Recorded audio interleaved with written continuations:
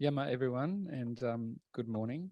I'd like to acknowledge the Wiradjuri of the Kulin Nation and the elders and mob who may be here with us today or have connections to them, and of course other First Nations and people from around the world.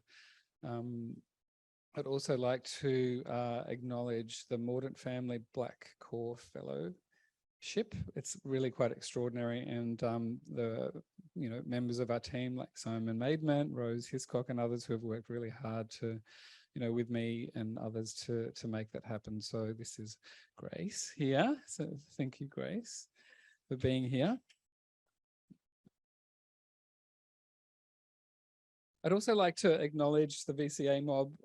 We have Professor Emma Redding here, and Natalie King, and we have Tracy and many others. And also Professor Marcia Langton is with us today. Hi, Marcia. Rose Hiscock, acknowledge you, and the whole leadership team and the whole M&C team here today. Also, Professor Sue Baker is with us, and many others that I'm sure are here. And also I'd like to acknowledge, the artists. So Lisa Hilly is here. Jamie, hi, Jamie's here as well. Many other artists have come today to support Grace. So it's really, really fantastic mob. And I'm sure that there are people out there watching us online, and welcome to all of you as well. The BLAK C.O.R.E team is really, I'm so grateful to that team, and to Dr. Jessica Neath, Catherine Copley, Sarah Epskamp. Beck Quinn has joined us for a few days, and of course, Buddy Miller, who's one of the main part of the collective and working with me very closely. And I'm very grateful for the VCA to, allow him to be in this space as well and to share that space. And before I dive into introducing Grace, I'd love Buddy to maybe, if you would love to come up on stage, maybe share a little moment about BLAK C.O.R.E and how important that is for you, and meeting Grace and others.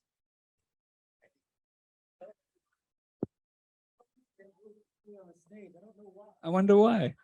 I don't need a seat. I'm not gonna be here long. This is not about me. Have a seat.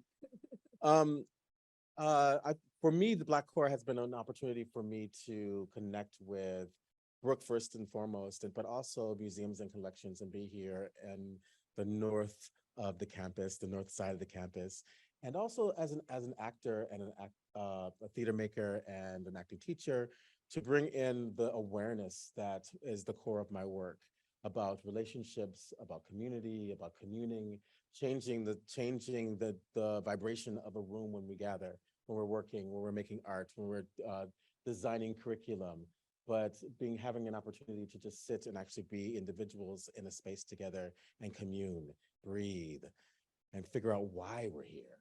I think it's always asking the question of, why are we doing this? Why are we here? And for me, my biggest ambition has always been to put us in spaces of power, taking us and putting us at the table, because I firmly believe that if you're not at the table, you're on the menu. I'm quite delicious, but I'm not up for sale. But I really do believe that having a representation in positions of power is really important for our youth and our colleagues, and to help our colleagues to decolonize their imaginations. So being in BLAK C.O.R.E has given me the impetus to be able to fully glide in as if I'm some character in Dune, to change the vibration of a room, and then I'm done. And you're off to Caliambra. And then we're off to Caliambra. Grace and I are going to go work with Aboriginal youth for the NAIDOC Festival. And it's going to be a big exploration, working with Auntie Ross McGregor and the kids there. And so that's really exciting, because we actually get to go in the way that we work, as opposed to there's kind of a tick box scenario of like, we have to make sure that they get these certain learning outcomes, but we get to sink in with the kids there and to get them excited about education. I think that's the biggest thing, is that I don't know about Grace, but for myself, the theater was the way for me to get out of my situation in my life, in my youth. And the theater actually made me an academic. And my academics actually allowed me to be in these kinds of spaces and to be in this position and to let them know that they don't have to change who they are to be in these spaces. So that's one of the things that I'm really excited to go down and have them stretch out into themselves and celebrate themselves in a public space. So that's me, y'all. I'll see you all around. Thanks, Brooke. Yama Mandang Budi. So Grace, it's going to all be about you now. So Grace is a British-Kenyan artist whose artworks are concerned with the transformation of a contemporary world. Her work has been featured in Art Forum, Art Review, The Guardian, it's Time Magazine, Elephant, Bomb, is it Moose? Art Monthly, Metropolis M, Faden, The 21st Century Art Book, Apollo Magazine 40 Under 40 list, and the Sunday Times radio show with Mariel Frostrup. Her work is also housed in museum collections such as LACMA, the British Council, the Metropolitan Museum of Art, New York, Modern Art Museum, Warsaw, and private collections such as the King Mohammed VI Morocco and Walther Collection, New York and Germany. Her experimental art writing and images have been published by Bergen Kunsthal, Whitechapel Gallery, Documents of Contemporary Art, the Paris Review, the Journal, Laboratories d'Aubervilliers, Animal Shelter Journal, Semi-Text, MIT Press, Metropolis, M Art Magazine, and Oxford University Press. Her archive of over 40 handcrafted videos, experimental photography, shamanic performances have been widely exhibited. Her debut short film, Black Beauty, has been selected for prestigious film festivals, including the 72nd Berlinale in the Forum Expanded Section 2022 and the 32nd FID Marseille 2021. Well, big hand for that work.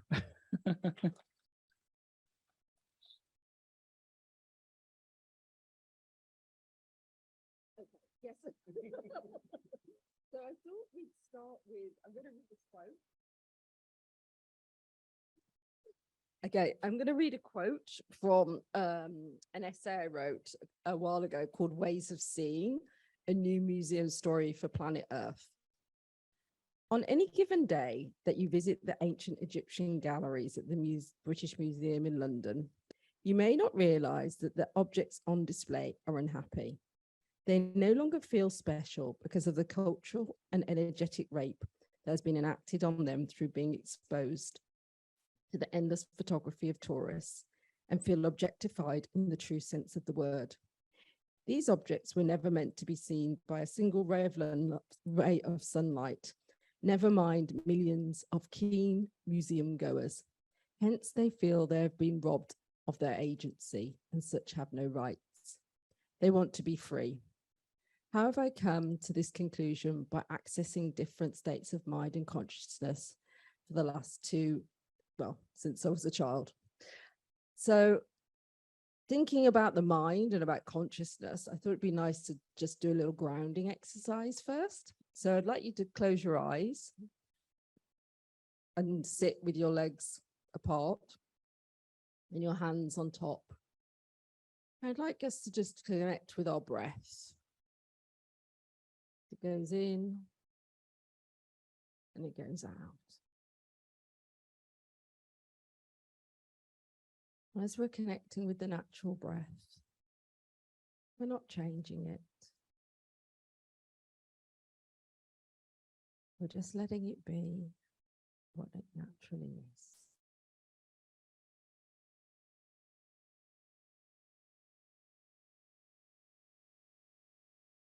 So we're letting our breath bring our mind into our bodies. So we can feel centered and grounded the rest of the day.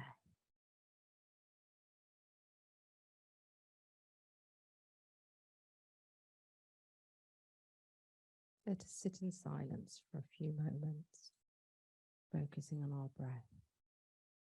It goes in and it goes out.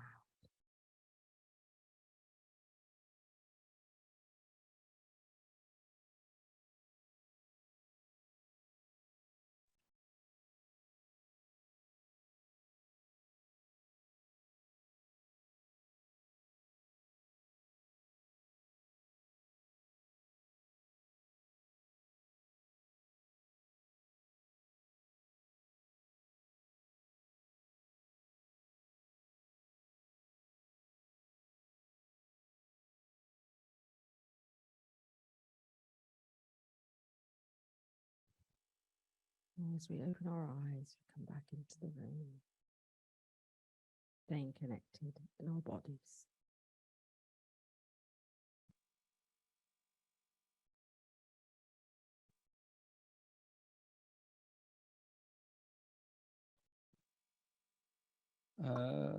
Mundang, thank you, Grace. I just thought, as we've been talking about in our own conversations for many, many months now, I'm just wondering if we could get the first slide, please. There we go. There's you.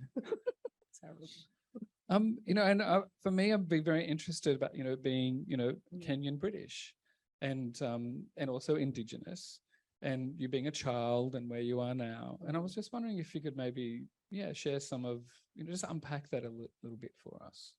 Yeah, so as you said, my family's from Kenya, so they're from rural Kenya, and my parents are from two different tribes, but they met in England. And then I was born in England, but then we went back to Kenya, and then we went back to England. So there's this back and forth. And so in England, I was in a working class neighborhood, mostly with English people around me. So for me, it's always been this contest between being this nomadic and this settler, because my parents are Kikuyu, which is settler, agriculturist, and a Maasai, which is more nomadic. And so there was always this problem and this pull between the two parts of me that I had to find a way to resolve as a teenager. And I came up with this idea of this third space. I remember writing in my diary, because, for example, in Kenya, it was very rural. It was very, there was no electricity. My grandmother still lived in an adobe hut. And so being in that environment and then going to England, living in a working class estate. I mean, it was a nice estate. There wasn't like any violence or anything, but still it was richer than Kenya, let's say, because there was obviously electricity and taps and everything. And then always having these arguments with my mom about, why do I have to wash up and blah, blah, and then she would say, yeah, but at least you don't have to walk 3 miles to get the water. And, these contrasts, which now I'm really glad I had this contrast, but it was always difficult back then. But now I see how it's informed my practice. So my first study was actually textile art, fashion textiles. And so, yes, this idea of like making and craft, and I'd already sort of started writing about politics, writing about my life and things as well from a young age. And so, yeah, I studied textile art in England, and then I did a postgrad kind of MFA study in Amsterdam for 2 years.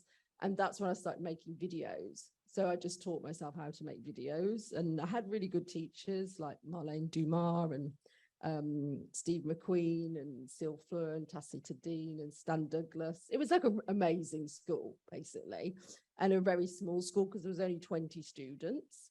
And there were like 10 Dutch students and 10 international. So there was a guy from South Africa and a guy from Chile, and then different European countries. But it was really good to have this kind of international understanding of what art was, especially because I didn't study fine art, so it was my art school experience. And then I moved to London for the first time, and that's when I did another residency, but that was really with people who had been part of the YBA, the Young British Art scene in the 90s, them and the people who had followed them, like Carlston Holler and Jane Louise Wilson. So I learned a lot from those guys, Michael Rydecker. They kind of taught me about what the contemporary art world was, in terms of galleries and markets and stuff, all the stuff I didn't know.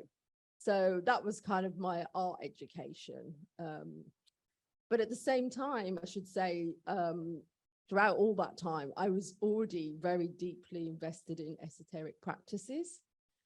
Since I was a child, I'd always been doing, let's say, more animistic practices, meditative practices. But as an adult, when I was like 19, I'd gone to India, I'd had gurus, I'd formally trained. So that was going on. So I had this double life, let's say, for like a long time of doing very spiritual things and then this art life. And it was only in 2012 when I started doing Healing the Museum that I kind of had this spiritual coming out. And then, yeah, because up until then, I'd always had a very hostile environment, you know, where when I would tell, you know, art school, I'd tell people I'm going to meditate and they'd just like make fun of it, you know, and, you know, if I'd talk about the word shamanism, because in the early videos, I was already putting myself in states of trance, and I was already thinking about indigenous practice and things. And so, but there was no room for that, you know, so I kind of had to hide it just within the work, but I didn't formally say it. And because that was such an intimate part of your childhood, which of course is also about your mother being an activist, but also you would go on retreats with your family. Well, not with my family, but it's because where we lived, it was very rural. So I was very connected with wild nature. Like, you know, for example, there was a forest near my grandparents' plantation, you know, we would hide in it and you'd see gazelles, you'd see wild porcupines, just like in Australia, you know, you just see kangaroo, you just see stuff. And so that obviously invests something in you and your understanding of the earth, you know, like, for example, you know, me and my brother would leave our house compound thing, whatever, like at 8 in the morning without any shoes and walk from village to village. You know, somebody else would feed you and then you'd milk some cows in another village. And then you'd finally, you know, come home at 8 p.m. But there was no fear about it. It was just normal to let kids do that, you know. In Kenya, in England, no, obviously, but in Kenya, yeah. So when you talk about shamanism and arts practice and the kind of, you know, negative feedback, and I can, you know, even reflect on my own practice around healing, like myself as a healer, and not being able to share that publicly or even within my own arts practice. And of course, in the last 15 years, I've been sharing that more with yourself, with Budi, you know, with other people, with Catala, who is a South American and a Brazilian Indigenous artist, performance artist and practitioner, and many others I've met along the way. Often it's kind of like a secret you know, communication convention. But if we jump to what you mentioned about in regards to the project Healing the Museum, and you mentioned that this was the first time you really kind of came out to talk about that, and it's now a very long project and it's ongoing. How has that been for you, and also the kind of impact that you think that you thought it might have had? Well, I think in terms of Healing the Museum, it began out of a frustration, a feeling that museums were dying, that, you know, I'd go to a museum and I'd feel like nothing in the museum was reflecting what was going on in the street. There was no kind of connection socially, politically, or even energetically. And also I was really upset or fed up with, you know, the way that we would think about objects and talk about objects. So I just felt I needed to bring new energies and new people in the museum, you know. So my idea was to come up with these non-rational methodologies like shamanism and meditation and bring them into the museum by doing performances with left brain people, let's say, or you know, yeah, doing these things called holistic reading rooms as a type of alternative education, you know, to kind of reprogram, you know, the mind. And so, yeah, for me, what's happened is that project's been going on for 10 years. So it began as a very small thing. And I remember at the time feeling very daring to use the word healing, you know, healing the museum. Well, it has connotations, doesn't it? Especially today. Yeah. But obviously, yeah, time has changed now. Healing right now is very a fashionable word, you could say. So, but yeah, so I've seen a progress from, like, at first in Europe, those works were really, like, for example, the Pompidou was the first place that did the performance, and you know, and in mainland Europe, especially Southern Europe and Spain and stuff, because the connection to shamanism, it comes through anthropology and the humanities. Whereas in the UK, it was always, people didn't kind of connect to that word. the UK is much more about, I don't want to say it's a materialistic culture. It's not, but it's materialist in the sense of like, it's more nihilistic, atheist, agnostic. So there wasn't room for me then, you know. In 2005, you know, I did this work called The Nightingale, and it took off. It went to Venice, it went to the Met, and blah blah blah. And then I was in two scenes, you know. I was in the contemporary Africa scene, and I was in the British art scene. But then I was being told in the UK that my work wasn't British enough because I was making work about Africa, you know. And I was making, for example, I went to Mali in West Africa, and I traveled with Tuareg nomads, you know, and I made all these small videos, and, you know, I used African fabric in my work. And that wasn't what people, you know, I remember specifically there was a quote in Freeze where about my show at the Cheese in Hell, about how it was a really great show, but why is a young Black female artist making work about Africa? Like things like that, you know. Well, we know why they're asking those questions around colonialism and the legacy of. I mean, I understood why, but I just liked, as an artist, I've always had this rule that I'm allowed to make whatever I want to make. So if it's about that and about identity, that's fine. You know, that's, you know, especially my early works. And as I have this mixed background, because like you said, my mother was an activist, you know, and I grew up, she had a group called Women in the Third World, where they would have film screenings, and they would do marches, anti-apartheid marches. And she went to retrain the Truth and Reconciliation studies when I was 10. So this idea of like peace and harmony was always in there. And this, you know, and also she was quite hippie and eccentric for an African woman. Like we had books on Buddhism and Hinduism in the house, you know. And so I always had this kind of alternative hippie fascination as well, which is normally connected to white culture, but it was already in me, you know. So I also have lived in a lot of communities, like not just Indigenous communities, but really alternative communities, permaculture, New Age communities. I went to Burning Man in 2005 by myself. You know, I've done like quite a few. And you survived it. I survived.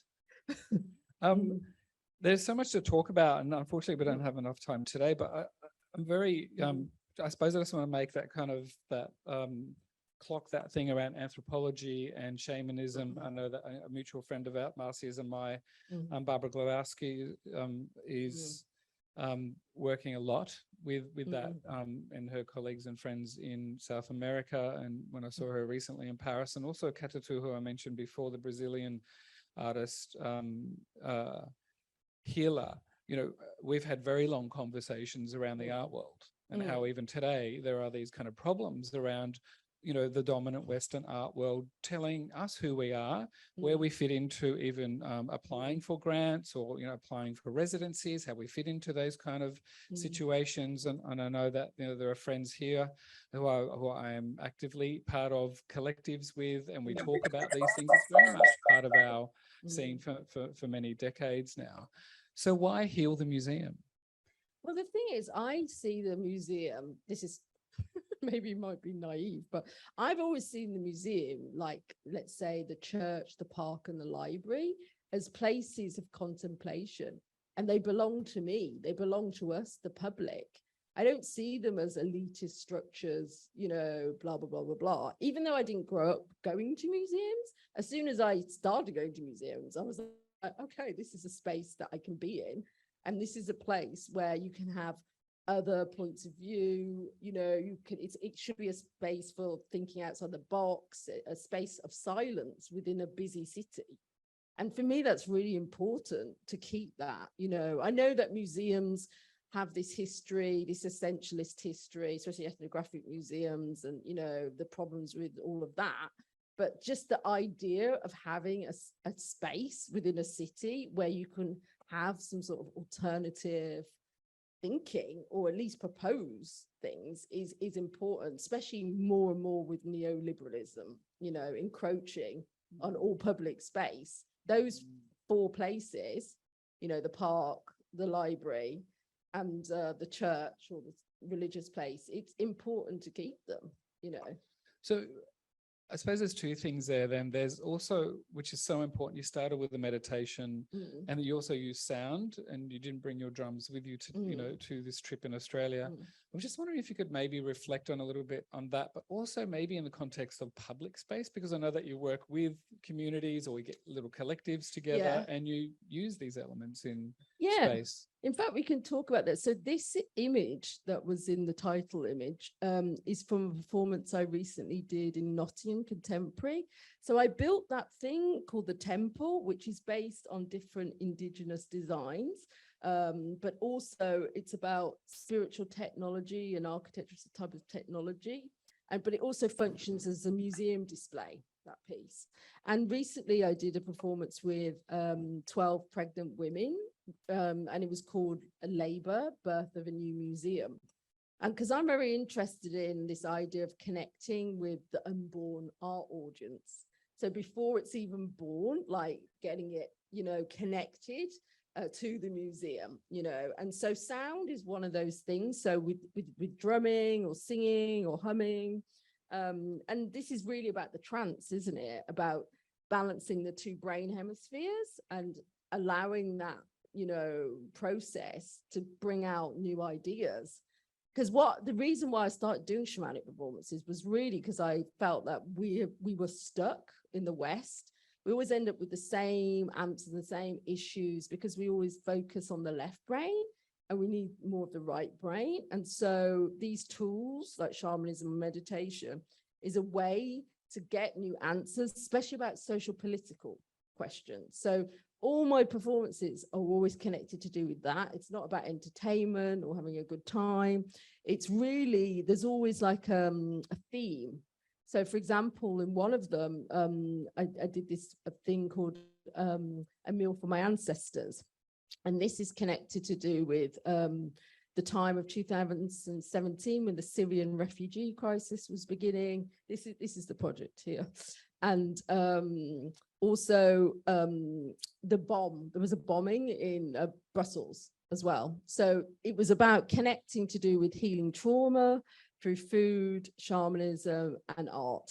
And so I worked with two sets of groups of people for 4 months, refugees, activists, and migrants. And then the other group were staff members from the EU Parliament, NATO, and the UN. And I kept the groups separate.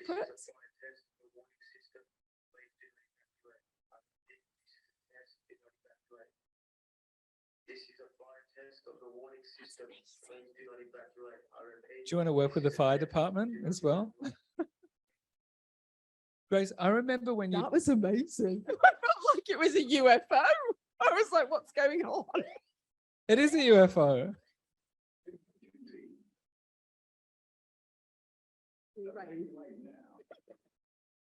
It's the performative aspect. I just want to just say one little thing about how, okay, let's just wait.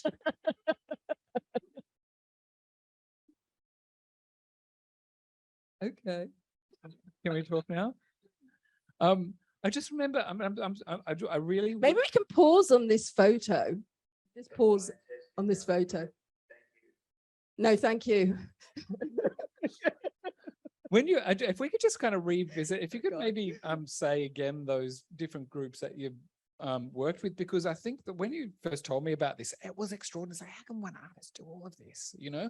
And and in that context, I'm just wondering if you could tell me the kind of levels of difficulties or like extreme cultural differences, or, you know, kind of maybe reactions to the exercise, because really, I suppose it was an experiment for you. Oh yeah, I mean, it's always an experiment. You don't know what you're going to get. I mean, normally if I'm doing a performance, I ask the museum to, you know, find the pregnant women or find the audience. But in this case, I went out and found them. So with the refugees and migrants, I went to the part of Brussels where lots of refugees sleep. I went to the Red Cross camp. I went to see the psychiatrist there and the doctors, and I offered that group of people and the activists free meditation classes for 4 months. And this was like in a poorer neighborhood, let's say.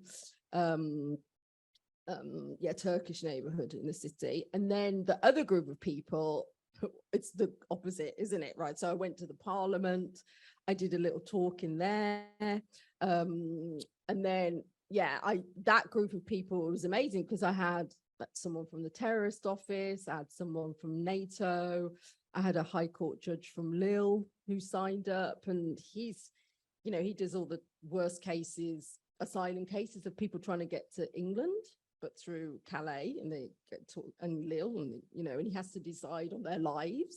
So these are people with very high pressure jobs, having to make horrible decisions all the time, but they're, I would say, good people. Like, they're trying to do the job the best that they can, they're interested in humanity still. And so with those people, people from the Foreign Office, I gave them creative visualization classes. And these are connected to certain Tibetan Buddhist rituals. And this is about opening up their creative abilities to think outside the box, because in their jobs, it's very bureaucratic. They have to tick boxes all the time and blah, blah, blah. Whereas with the refugees and migrants, this is about physical instability and having no money and that affecting the mind. So you need different techniques for the different groups.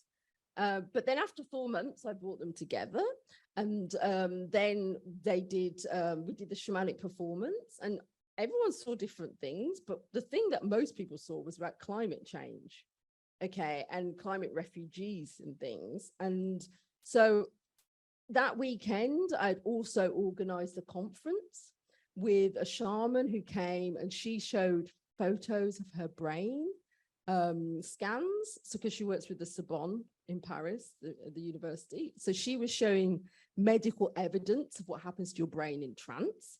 And then I had a medical doctor from Houston come, and he talked about the benefits of eating together, so commensality, so how the health benefits.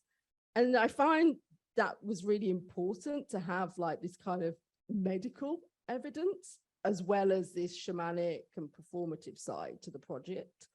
And then we also had a debate with people from the parliament to talk about the European healthcare system and whether shamanism could be part of that, because like now mindfulness is an accepted thing that doctors can recommend you, say you should do some meditation, blah, blah, blah, in the consultations. And so whether shamanism can be part of this. So we debated all these things. But the things that came out of that project, and I was the most proud of, are things that you don't know what's going to happen. But one of the things that the foreign woman from the Foreign Office, she saw something really horrific in her shamanic journey about climate change and climate refugees. So she decided to start a think tank about that, and also write a paper for the parliament to talk about changing the law about climate refugees. Because normally what happens is when a refugee comes to Europe, you cannot get any status if you come for climate reasons. But if you come for war and genocide, you can, say that, and then you probably get to stay. But you can't come and say, oh, because of climate or a monsoon or blah, blah. So she wants to change that, obviously in the UN declarations and blah, blah, blah. So that came out of this non-rational experience of the shamanic performance in an art context. And so for me, I've always seen the benefits of having, making artwork that isn't didactic or dogmatic, but it has the ability to engage or to inspire very practical results, because that's like a very practical thing, starting a think tank and writing a paper and stuff. But for me, it's important that my work has this ability to somehow do that. So much. I'm sure everyone's mind is going off right now. Just going off script, we've got a few more questions, but just I suppose one thing is, if we think about what is a museum, because often people go, when people, a museum is a place you go see art, or you see ethnography, or you see, dinosaurs and this sort of thing. But when you talk about museum, healing the museum, you've expressed that you started off with a quote about an Egyptian collection, and then you talk about public space, and then you talk about, refugees working with and alongside people who are very privileged and who are basically part of the colonial empire. And so, I mean, what is the museum then? Well, to me, the museum is different things. I mean, it's a collection of objects. It's a place of energies, different energies coming together, but it's also a platform. It's a technology that we should take advantage. That's how I see the museum. And in that essay, Ways of Seeing, because I've written 2 essays about museums. One is Healing the Museum, and the second essay is Ways of Seeing, a new museum story for planet Earth. I talk about that and about how we have been devaluing objects and robbing them of their agency, but also how we can, get that back by, embracing our true destiny as, because we are writing a creation story. This is how I see it. There is the Western art history story, and then most Indigenous tribes, they have their own creation story. Okay. But museums at this point, they have the ability to be able to have both and integrate both things. And this is how I see it, as a technology that we can use in these different ways, from how we work with objects and display them, how we invite source communities in, how we work in contemporary art museums. Because, for example, I'm doing this long residency at SMAC. SMAC is a contemporary art museum in Ghent. Next year, I'm going to do a mid-career survey and a publication. But I'm the artist in residence for a year. And it's really fun because it's going to be 10 years of healing the museum. And part of this, it's like the ultimate version, because I've become a member of staff. I have a staff card. I get to be in all the departments. For example, I was there a few weeks ago. I got up very early. I went with the cleaners around the museum. I was with them on their shift. Then I was with the security guys. And then I was in the business office. Then I'm in the collections. I look through the collection and I see what's missing, because it's a European museum. So obviously it's mostly white men that are in the collection. So I'm seeing what other stories are there and what's missing. I interview the director, ask him all these hard questions. So, and this is because the SMAC is there building a new museum in 2028, 30. And I think they've invited me to come and ask the staff questions. So I spend time with the staff, I interview them, I ask them about healing, whether they think the museum can be healed. I ask them about their spiritual practices, and everyone's answers are so diverse. It's not what you expect. For example, the security guy, he used to work at the US Embassy, and so when we're talking about healing, it was fascinating. He was like, yeah, I think the museum can be healed. And then he explains from his point of view what healing means, because from his point of view, he feels like he has to protect people, and that's his job. It's not about health and safety. It's about being in advance of a problem, And so I'm very interested in, and I think that's because of the way I grew up in a very pluralistic household, the ability to be with enemies, let's say, like what you were saying, the refugees and the staff members from agency. Normally those two groups don't meet unless there's a problem. So what happens when they meet when there is no problem? And they try to find things in common. And that comes from my childhood, of the Truth and Reconciliation, and growing up in that atmosphere and living in places like Texas, which is obviously mostly Republican. I'm not a Republican. What is that like, to be around the sheriff and his gun barrel T-shirts, and like try to find what we've got in common. And, recently, I wrote an essay called The Healing of America, just before Biden got elected. And yeah, those ideas are important to me. I wanted to ask you about risk. Because, a lot of Indigenous artists or artists who work within this space or work with collections, and there's also intergenerational trauma within our communities. And we all know what that means.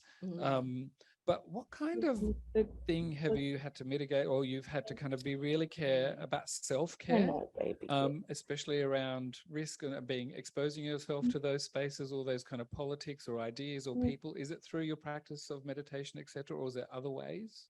Yeah, I mean, I have my own personal healing practices, but generally everything that I ask people to do, I've done hundreds of times myself. You know, I don't ask people to do things I don't. But this is why I wanted to show this picture. So this is in the African Museum in Belgium, in Tervuren. And so I was part of a project with the Goethe Institute, and it was a European-wide project where European scientists, academics, artists, and activists, and African scientists, artists, and academics, mostly from the Congo, obviously because the Belgian Congo thing. We spent 2 years going to different ethnographic museums. So we started in Belgium, we went to France, we went to Italy, and yeah, we went to different countries, and we would have these closed workshops with about 20 people. And so this was the first one. And for this, I decided to do a Healing Museum performance in the Gem and Mineral Room.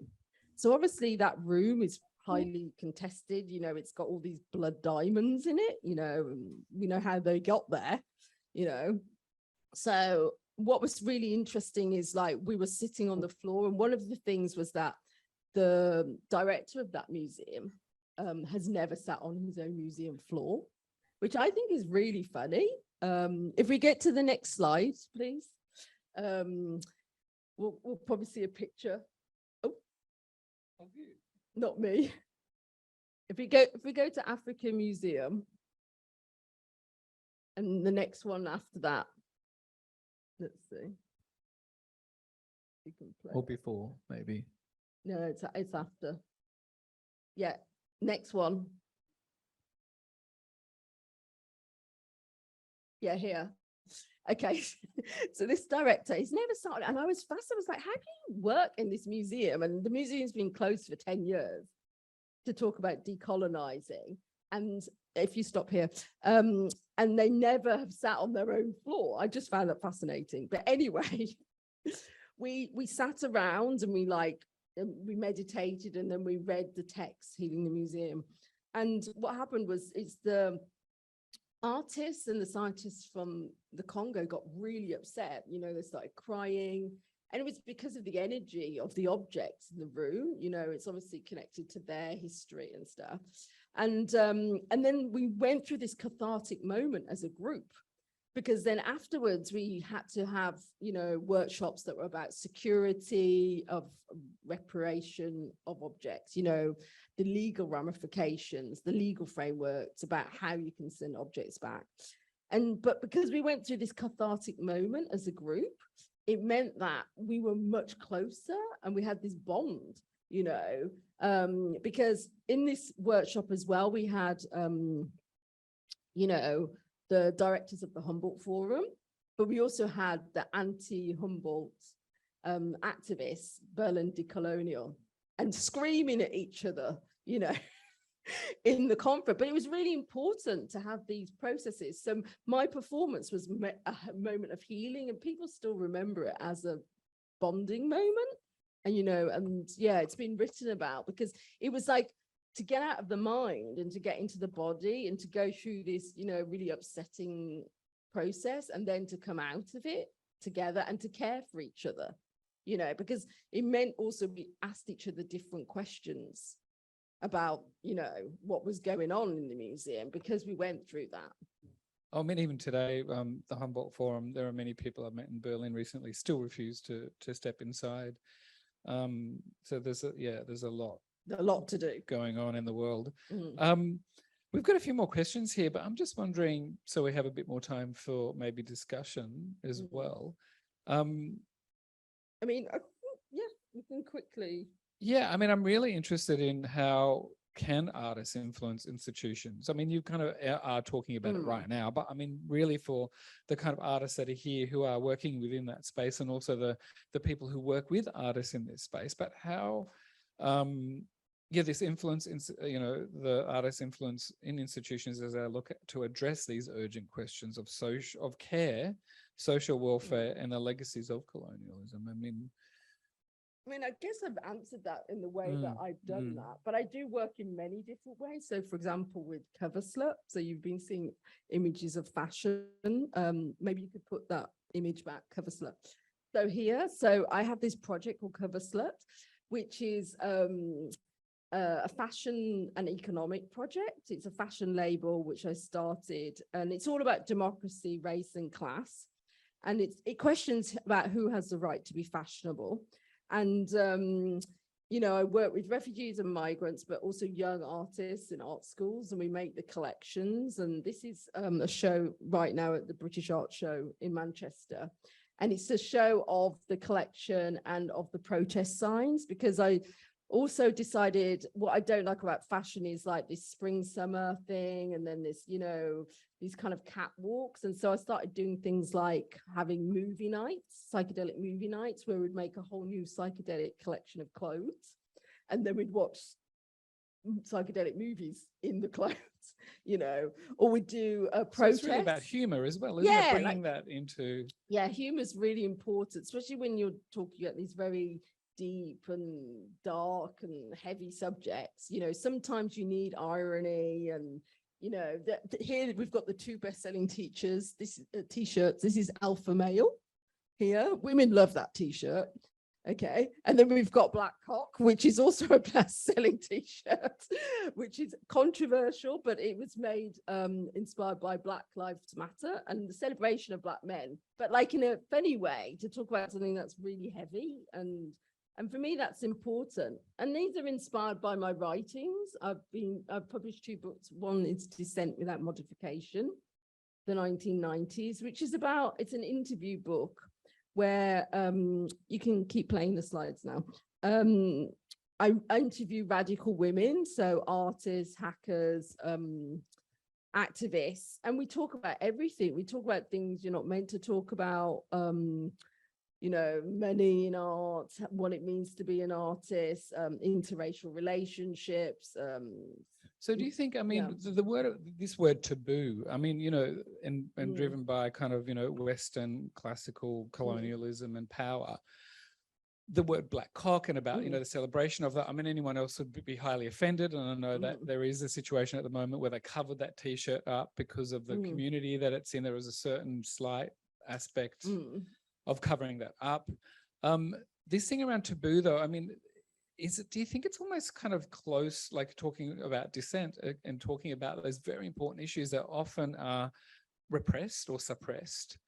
Well, especially in the art world, I feel like as artists in contemporary art, there are certain things that, like talking about money and class and markets, you know, people don't want to talk about that stuff, you know, even now. People are ready now to talk about the decolonial and, you know, but only from a specific museological point of view. But they don't really want to get to the grittiness of, like, you know, the complexities, you know. So in that book, you know, I'm talking to a South African artist, a British South African artist, and we're talking about the difference about, you know, if you're an artist on the continent versus in the diaspora, and how you're treated in the contemporary African art scene, you know, and like how, you know, you can be seen as not African enough, even though, like, you know, I have this heritage and connection to Kenya, and I've showed in, you know, lots of African countries, because that was always important to me.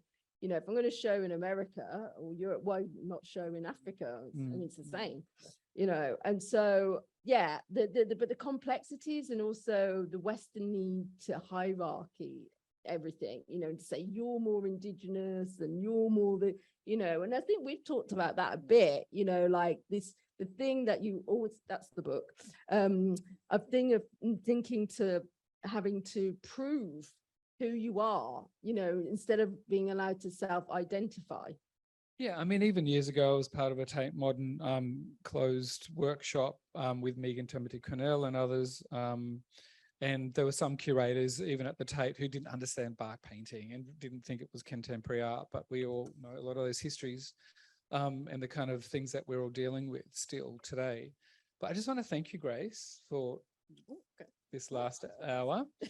I know we're on time, but those of you who have to leave, we understand, but we're actually going to stay for about 15 minutes or so. I have some questions. To maybe have a conversation, have some questions, and there's also morning tea, cup of tea and stuff like that for people to mill around. And I'm just wondering if anyone had a question or like to talk about something. Marcia? We'll just grab a microphone for That's you. Marcia. Thank you, Grace and Brooke and Buddy. Grace, you have a way of speaking about the museum, and you've only touched lightly on the traumatic impact that museums have on Indigenous people and people who've been subject of the worst museological practices. But thank you for your joyful and transformative take on all of this. But you talked about your colleagues in Belgium, I believe. Yeah, with your experiment. And it reminded me of this recent report of Belgium returning Patrice Lumbumba's gold tooth in the bid to, as I'm quoting the Guardian here, to atone for colonial crimes. I won't, go into detail, but, as we all know, Patrice Lumbumba was murdered in the most gruesome way, and they put his body in acid to destroy his body. And so the family got the gold tooth back and felt that, at last they have something of him and they can finish their mourning. Exactly. And I think, so many museologists have no clue about what they hold and the, trauma that they cause. And you obviously have a great sense of this and you're tackling it in a particular way. But I just wanted to ask you, do you think your work is inspiring people to consider repatriating, especially ancestral remains, to their communities of origin? Or is this something that you've dealt with? Does this come up in your experiments? Well, yeah, I mean, I wouldn't say they're experiments, because experiments has a weird connotation. I mean, they're more performative. My practice is experimental in nature, but I wouldn't say they're experiments. But yeah, I mean, I worked in the Museum of Anthropology in Vancouver at UBC. And so I was invited there for the Africa conference for UBC, but I also worked with First Nation groups in those collections in the museums. And obviously they have a long history of working with source communities and repatriation. And, the differences of their way of working, where sometimes objects are given back, sometimes objects are left in the museums and people from those communities can come and visit when they want to. Some objects can be checked out or checked in, and so being in that environment has been important for me. But one of the most important things I've also felt in my own work, because obviously I'm working contemporary art museums, but also in ethnographic museums, is taking knowledge from, for example, the knowledge that I'll learn here. Then I go back to the African Museum, and to activists there, and I'm telling them, well, in Australia, they're doing this, and so I did that. So, for example, in Canada, I designed this program, and one of the parts of the program was that we ended up having a traditional sweat lodge and tobacco ceremony. And then I'm explaining to the people there, so in the African Museum in Belgium, blah, blah, blah, and it's like important that all these networks are connected, and that I feel is part of my job. And one of the things, I've been in Argentina quite a few times in the last few years, in Patagonia, researching the Mapuche communities, so the historical ones, but the contemporary ones now, and visiting the local young activists and seeing how they're, they're really fighting for their land rights. And it's really a hard situation. The police are raiding them, and, so meeting contemporary activists like now who are in it is important. And then going to the Musée de Plata, which is very famous because it had 10,000 skulls of the museum, and then finding out that right now there are images, and I saw these images myself because I met the activists who are, you know, in Buenos Aires who are working on this stuff, right? And trying to get objects back from the K. Branly, you know, and I put them in touch with the curators there to try to, you know, but anyway, so, but right now in Buenos Aires, in Del Plata Museum, there are swastikas, contemporary swastikas that are being drawn in the archives on the walls, because obviously Argentina has this history and this connection to Nazi experimentation from years ago. And those people who did come from Germany and fled to Argentina ended up with very high up jobs in museums and universities. And people always think that's in the past, but then to see contemporary images, you know, in the last 5 years of images of indigenous bodies, human remains, skulls, you know, whatever, archive, and then next to it a swastika, it really makes you think, fuck, this is a really serious problem. So I think it's my job to tell people, you know, so that people are informed of this stuff. And so in terms of, I might not make an artwork about it, but I have a dialogue, you know, and then I try to help people. So you understand? So that's how, for me, that's healing as well. Healing is not just meditating or shamanism, it's also dialogue, it's talking, listening, it's laughter. I mean, it's all things, you know. Thanks, Grace. Simon?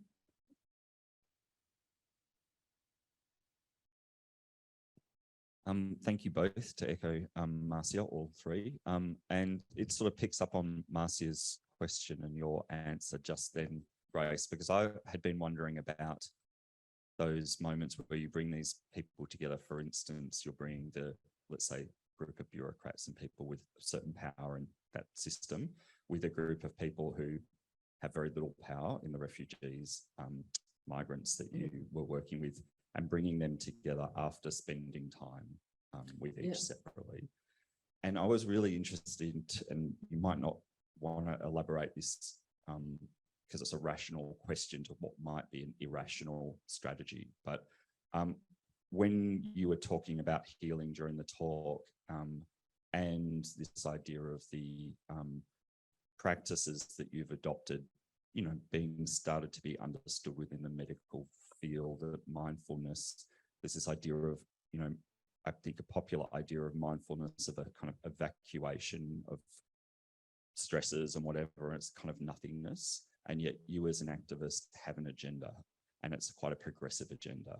And how does one bring these groups? I was wondering about the strategies that you're using, whether that is, as you say at the end there, about dialogues, the dialogues that happen outside the performance, but in those performances and in those spaces of shamanic engagement with those different audiences, are you bringing specific strategies to bear around your agenda? I found it really interesting. I don't have an agenda. I mean, it's a framework. So I will frame it in the sense of there's an intention. We go on a shamanic journey for an intention. So the intention is to think about healing trauma, you know, and there's this context that we're living in, you know, in the West with terrorism, blah, blah, blah. So, you know, that's the intention.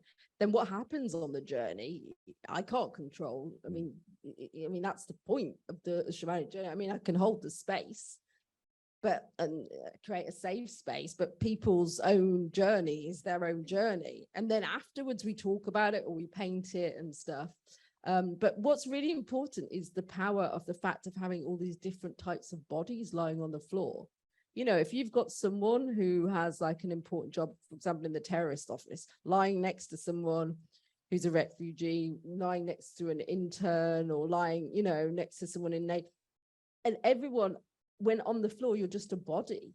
And this kind of neutralizes things, you know, because you go back to your humanity. And like I said, I'm very interested in what we have in common. I'm always looking for what we have in common as people. and how shamanism, you know, even though it has cultural specificities, it was the first world religion. It was practiced everywhere, you know, in all cultures on all continents. And so there is something that joins us together. And to me, that's really important. It's always been important to me in my artwork, but me as a human, you know, I try to think what, you know, when I go to places, even very different places or places where I don't understand the language, I'm looking at a person thinking, okay, we have something in common here, you know, and also what the responsibility of living in this time now, you know, why have I chosen to live on this planet at this time now?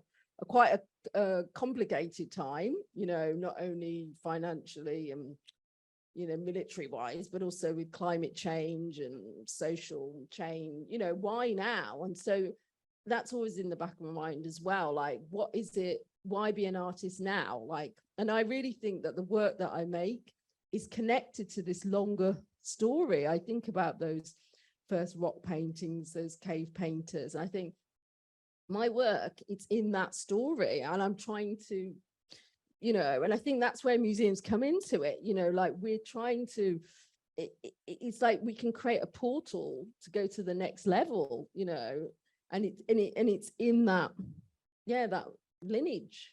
You know, you're not just making contemporary art thinking, oh, I'm going to make a post-internet work of art, you know, and it's going to stand by itself and it has no, there's all this lineage and you have to respect that, you know, and I think to be aware of it, because otherwise it's just an ego thing, you know. And what you're talking about in terms of, Google, you know, endorsing microdosing of, you know, of psychedelics, or, you know, all these companies in Silicon Valley, using meditation, but as a way of being more productive, you know, and how they use the word the creatives, you know, there's a big difference between being a creative and being an artist, you know. And so, and the way that capitalism captures those terms, you know, and co-ops everything and it waters it down. And, you know, I mean, I'm sure everyone here is aware of that stuff. And so, I think it's just really important to acknowledge and talk about that. And so dissent without modification. We're not going to modify our dissent, you know, but it's funny when people think of me as an activist, because when I don't think of myself as an activist, you know, which might sound strange, but when I think of real activists and the shit that they go through, you know, and I grew up in a real activist household, so I feel like, no, I'm doing it the best way I can. And the best way I can is when I was at art school, you know, and I always felt guilty. I was like, why am I in this white middle class art school playing with ideas? I should be in Palestine. I should be, you know, I should be doing stuff. And then what helped me is when I went to see the Dalai Lama give teachings in India. I was still very young, and he talked about this idea of socially benefiting activities. And then I realized that's what I want to do. If I'm going to do this art thing, you know, or whatever I want to call it, it has to have some sort of aspect of this socially benefiting. And so that's why, you know, my practice, you know, I can make films, I can do performance, whatever, but I also have done these socially engaged things because it's important. Thanks, Grace.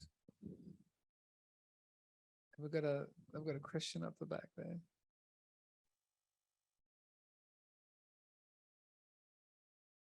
Thank you so much for the conversation this morning. Look, I had a question from an institutional perspective. There are those institutions that don't open up to this sort of engagement and change and probably need it most. How do you start that conversation with an institution that sees no problem and they do still exist? I guess it depends why they see no problem. Is it because of fear of losing financing? You know, like that's a big issue in the UK, for example, you know, because museums being sponsored by BP, British Petroleum, you know, and like for years, people have been campaigning saying, you know, they have to get away from that kind of sponsorship, because, you know, there's a great slogan: stolen objects, stolen culture, stolen climate. And the three things are converging in, for example, the British Museum, by it being sponsored by a petroleum company, you know, and how that's really important to kind of, you know, so people, sometimes it's because their fear of not having sponsorship. But as we saw with what happened with the whole opioid crisis, you know, and those, you know, the families like the Sackler family that had sponsored most of Tate, and, you know, and then Tate decided finally to drop the sponsorship because of the, you know, the ethical issue of, you know, having money from a company that's killing millions of people. And then the Tate has survived. You know, they've still got money, because actually the amount of money that they're getting from those families is like 3% of the budget.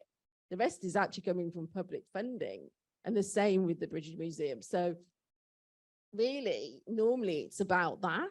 And if it's not about that, it's really because they're not wanting to look at their own histories. You know, we just had an issue with the show, the Groper's Bow show.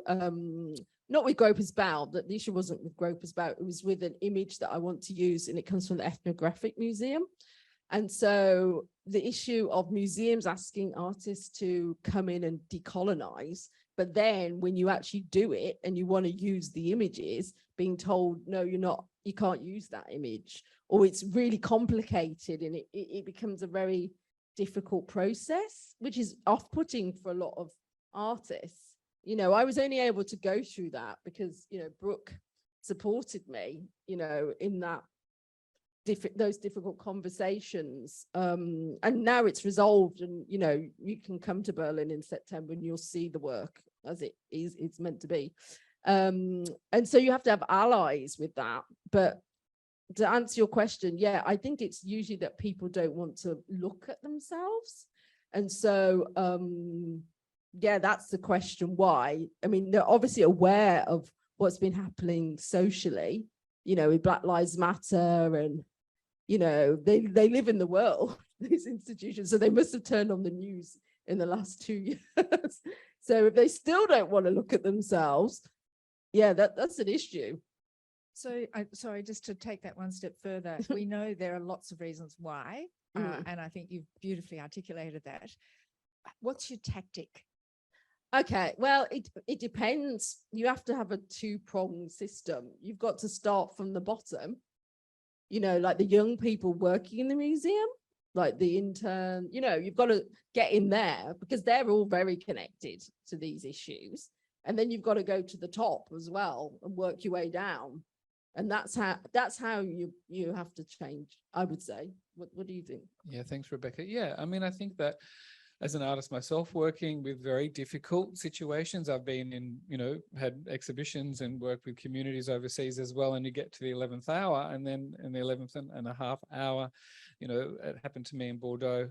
A security guard came in and said, you cannot put your installation there anymore because it's in the way of the exit, which is not the truth, because we'd been through all that before. So there were ways in which the director didn't want that to happen, and then charged the, you know, access person to basically sabotage that.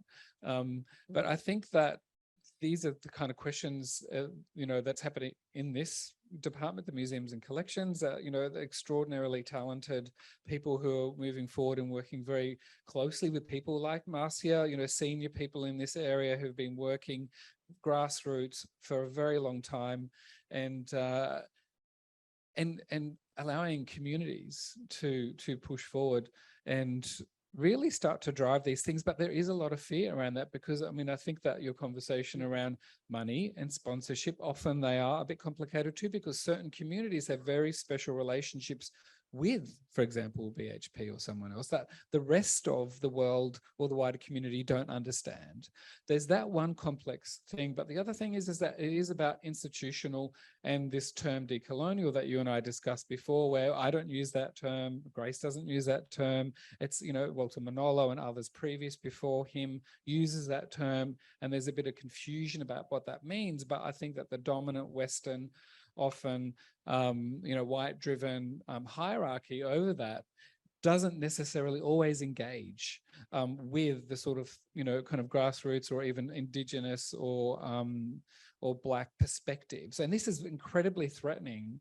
And my own take on that is because museums, since the Enlightenment, have been objects in these museums, as what Marcia talks about, human remains, the trauma, the Egyptian objects have been in the custodianship of non-Indigenous, non-Black people. So that's been in their museums for hundreds of years. So their families and their children feel responsible for those collections because they think they own them. So therefore, why do we have any skin in the game? And I think coming back to, Marcia and Rebecca and your question, Simon, about how you work in this space, and I'm sure that we've all, seen many kind of artists or exhibitions that kind of really try to tackle with this. I think it is incredibly difficult for artists. I know that Lisa and I and our group have talked about this because often the trauma comes back to us in our spaces. Marcia and I have talked about it, because often non-Indigenous, non-Black people can go home, not really think about it. Or if it does affect them, it affects them in maybe different ways. And I think that's what I really love about your practice, the way in which that it kind of brings these things together. Yeah. For example, while working on this ethnographic museum image, that one of the curators from one of the institutions. Could you maybe just explain what that image is first? Okay, yeah. So there's two images. So one is from 1915, because the show is, my work is in two shows. So it's from the Welcome collection and from Groper's Bow. So in the Groper's Bow, it's in the group show, which Brook is in. And then in Welcome, it's in a solo show, and I'm building an architectural space for that work to be housed in.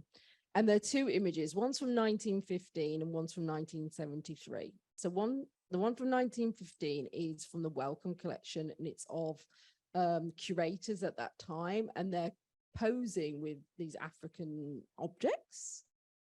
And then the one from 1973 is of German curators in the Ethnographic Museum, also posing and sitting on a very famous African throne. And this throne is now displayed in the Humboldt Forum.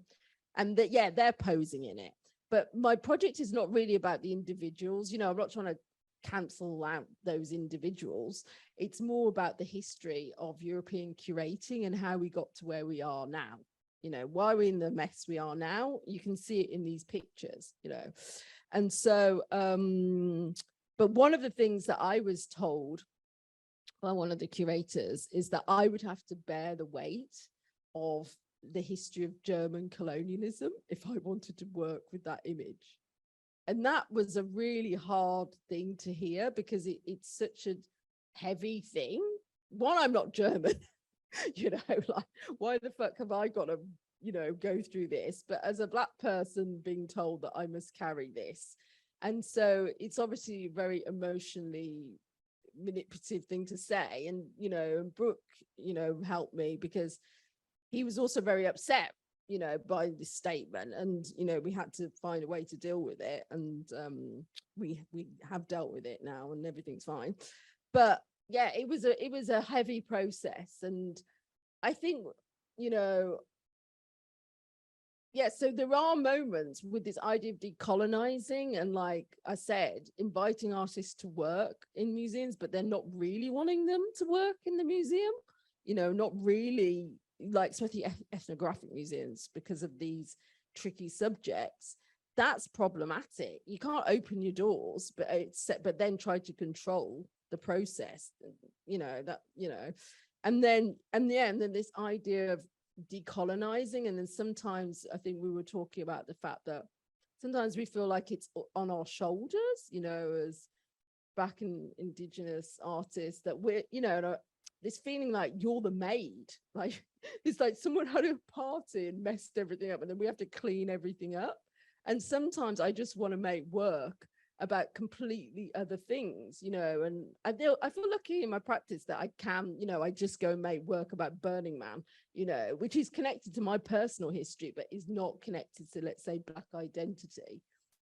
So it gives me freedom, that I don't feel like, oh, I have to just make this really heavy, You know what I mean? Because I'm like, no, that's really restricted to me as an artist.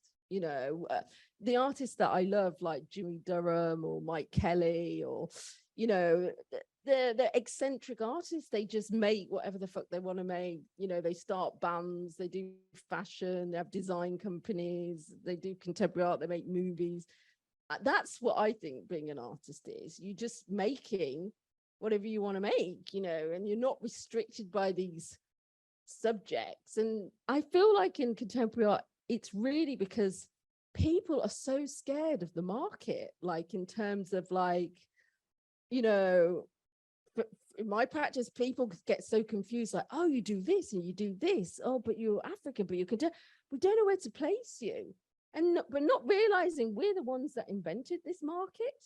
So why, you know, we're inventing these systems, these economic systems. So why can't we invent them where there's some flexibility or something, instead of restricting what's made, or not restricting, or like pressurizing artists, you know, especially artists on the continent, like the African continent, that, you know, before, especially 10 years ago, it was all about either you make war photography, okay, and genocide, you know, photography about that, or you make some sort of fashion photography. You know, now the fashion is you should make painting, you know, like there's a lot of African female painters.